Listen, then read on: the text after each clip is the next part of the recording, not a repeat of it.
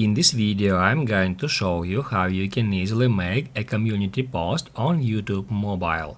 Be sure to watch the video to the very end so you don't make any mistakes.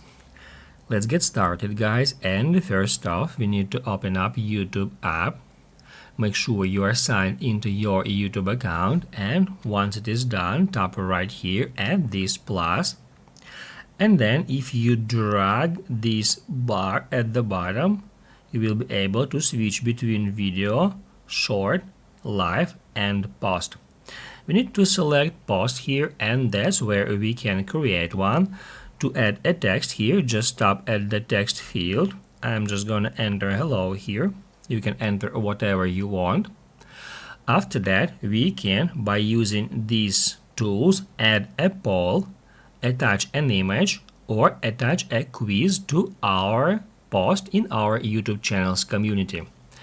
Once it is done, you can tap at this clock icon to set expiration date for this post. None is selected by default, however you can switch it to 24 hours, and also you can postpone this post by tapping right here at that clock icon, and here we can schedule our post for a specific date and time. Once it is done, to share it, just hit right here at post button.